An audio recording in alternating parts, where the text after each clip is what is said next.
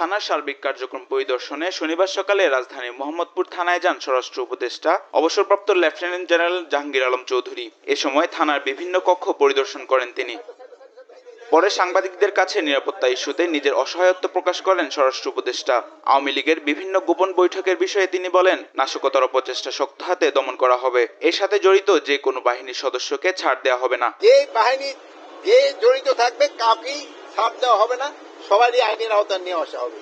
আর যেহেতু আপনারা বললেন যে তাদের কার্যক্রম নিষিদ্ধ করা হয়েছে, এবং তারাও যদি কোনো রকমের অপকর্ম করতে চায় কোনো রকমের ছাড় পাবে না। এদিকে থানা পরিদর্শন শেষে জুলাই আন্দোলনে শহীদদের গণকবর জিয়ারত করতে রায়েরবাজার বধ্যভূমিতে যান জাহাঙ্গীর আলম চৌধুরী। সেখানে গণকবর ঘুরে ডিএনএ শনাক্তের মাধ্যমে স্বজনদের কাছে মরদেহ হস্তান্তরের কথা জানান তিনি। আমরা অবশ্য আছে যে এদের কিভাবে শনাক্ত করা যায়, এই জন্য আমাদের চিন্তা ভাবনা আছে এবং খুব তাড়াতাড়ি আমরা হয়তো একটা শনাক্ত করার ব্যবস্থা করব।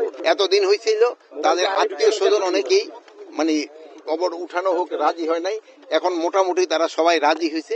যদি তারা সবাই রাজি হয়ে যায় আমরা তাদের এটা মানে তাদের ডেড বডি আমরা শনাক্ত করব, এবং যদি কেউ ডিএনএ এর মাধ্যমে, আর যদি কেউ এখান থেকে তাদের গ্রামের বাড়িতে নিয়ে যেতে চায় ওটাও আমরা তাদের এলাও করব। গণকবর সৃষ্টির নেপথ্যে থাকা সবাইকে আইনের আওতায় আনার হুঁশিয়ারিও দেন তিনি।